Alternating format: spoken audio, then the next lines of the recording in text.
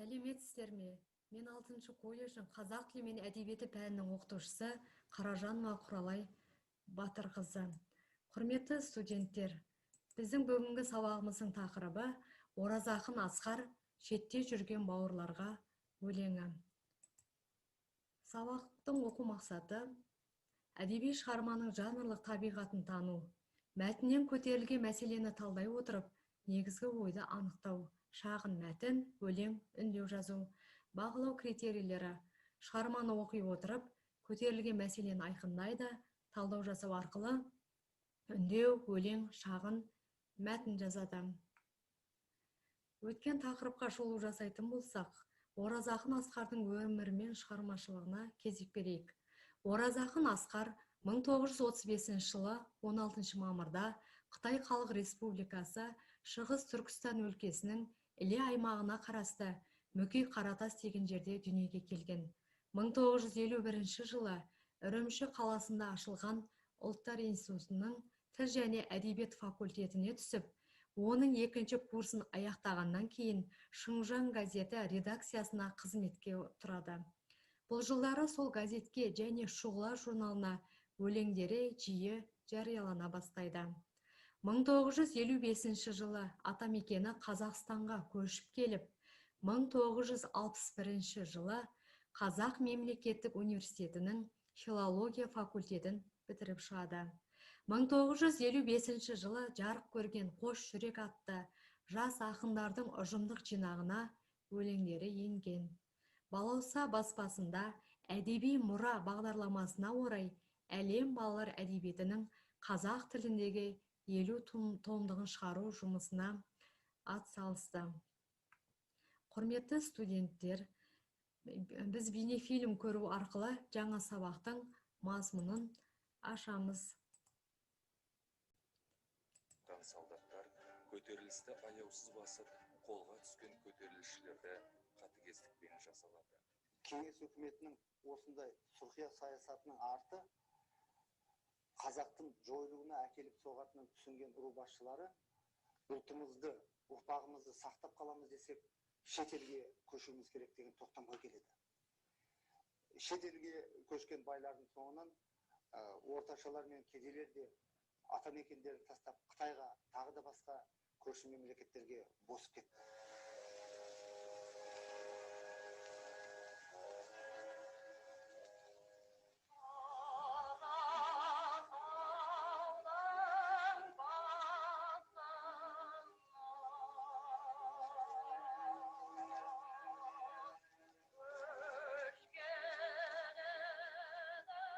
Туған жердің тиялмай тау мен тасын, біз келеміз, тиялмай көздің жасын. Не жазып ек жасаған таптатардай, көрінгенге халқымның алтын басын.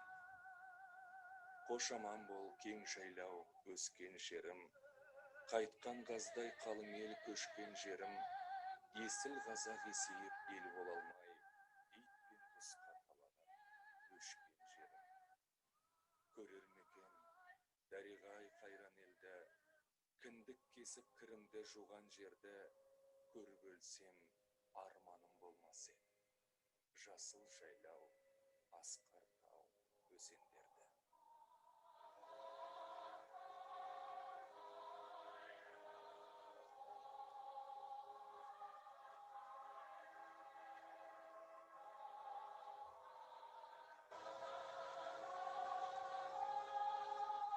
Зорлық, зомбылықтан қашқан қазақтарды ОГПУ қызметкерлері шекара аймағында аяусыз қырған.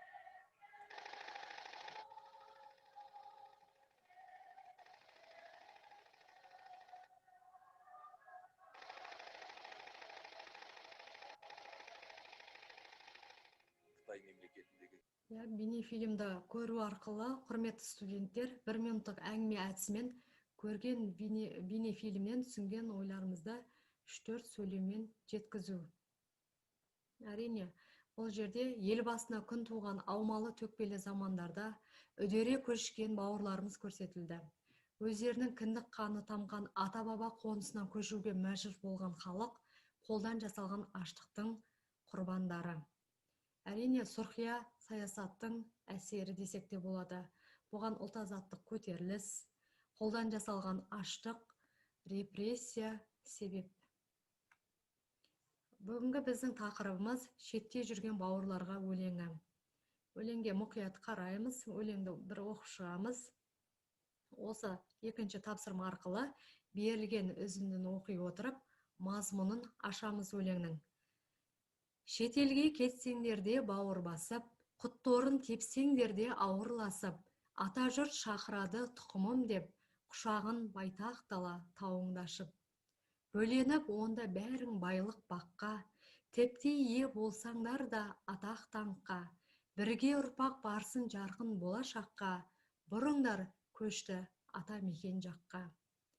Құрметті студенттер, мазмұнына мұқият қараймыз. Мазмұны бойынша ақын өлеңінде қазіргі таңның басты мәселесін көтерген, қоныс аударып, өзіндік мансап пен байлықтың соңынан кетіп, сол жолда ата жұртын дүниеге алмастырған қандас бауырларымызға ой салады. Келесі өлеңнің жалғасы. Қазағың жетті ежелгі арманына, жағдайдың қарамаңдар бар жоғына, ілінбеу үшін елдік бірлік керек, ешқашан ешкімнің қармағына. Уақытша көрсеңдерде қиыншылық, мың артық күн кешуден қорқып бұғып, қожа боп өз жеріңде өз еліңе, не жетсін тер төгуге соны ұғып. Астында өз аспаның, өз туыңның, өз ауа нәрін жұтып өз суыңның, қандастар қапы қалма орны бөлек, күнде өз ән ұраныңмен оянудың. Мәңгіге сәттерін көп елді өтетін, озбыр жоқ сыбағаңнан кендететін, бәріміз ұйымдасып көркейтейік қазақтың бейбіт дербес мемлекетін. Құрметті студенттер, осы өлең жолдарына тағы да мазмұн ашайық. Мазмұна, ұрпақтардың бірлік аспанның астында болуын қалаған ақын, сол жолда арман еткен ата-бабаларымыздың мирасын сақтау үшін бірлікке, өз жерінің қожасы екен ұғып, сол жердің болашағы үшін тер төгуге шақырады. Ақын бейбіт күнде ән ұранымыз қалықтаған аспан астында оянудың өзі бір ғанибет екенін жеткізе білді. Келесі тапсырмамыз тірек сөздермен жұмыс.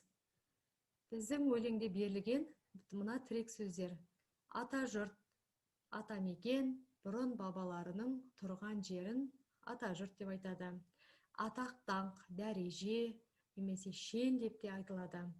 Қармақ, қармақ деген сөз бұл өлең жолында өзге елдің жетегінде кетпеу деген мағынада беріліп тұр. Тер төгу, еңбектену. Ән ұран, салтанатты ән мемлекеттік негізгі рәміздердің бірі. Мемлекет белгілі бір аумаққа иелік етіп, сол жердегі халықтың еркін дамуына мүмкіндік беретін, қоғам табиғатынан туындайтын, ортақ істерді атқаруға қажетті басқарудың жоғарғы дәрежеде ұйымдасқан жүйесі, саяси билік ұйымы. Құрметті студенттер, келесі тапсырмамыз: Оразақын Асқардың шетте жүрген бауырларға өлеңін сатылай кешенді түрде талдау жасаймыз. Талдау барысында әдеби теориялық ұғымдарға аса мән береміз. Авторы, тақырыбы, жанры, идеясы, өлеңде неше шумақ бар, өлең неше тармақтан тұрады, өлеңнің әр жолы неше бунақтан тұрады, өлең неше буынға құрылған, ұйқас түрі, көркемдегіш құралдар өлеңнің негізгі түйінін сатылай кешенді түрде талдайтын боламыз. Авторы Оразақын Асқар. Тақырыбы шетте жүрген бауырларға өлеңі. Жанр түрі өлең поэзия жанрында. Идеясы шетте жүрген қандас бауырларға ой салу. Өлеңде 6 шумақ бар. Өлең 24 тармақтан тұрады. Өлеңнің әр жолы 3 бунақтан тұр. Өлең 11-12 буынға құрылған. Қара өлең ұйқасы. Шығарма құшағын байтақ дала тауыңдашып деген өлең жолындағы көркемдегіш құралдың қай түрі? Жауап береміз. Бірге ұрпақ барсын жарқын болашаққа, бұрыңдар көшті атамекен жаққа деген өлең жолдарында қай тәсіл қолданылған? Құшағын байтақ дала тауыңды ашып деген өлең жолында көркемдегіш құралдың қай түрі? Кейіптеу. Кейіптеу дегеніміз әртүрлі жануарларда табиғат құбылыстарын немесе жансыз нәрселерді адам кейпіне келтіріп суреттейтін көркемдегі тәсіл немесе жансызға жан бітіру. Бірге ұрпақ барсын жарқын болашаққа, бұрыңдар көшті атамекен жаққа деген өлең жолдарында қай тәсіл қолданылған? Аллитерация, себебі дауыссыз дыбыстардың қайталану арқылы жасалынған.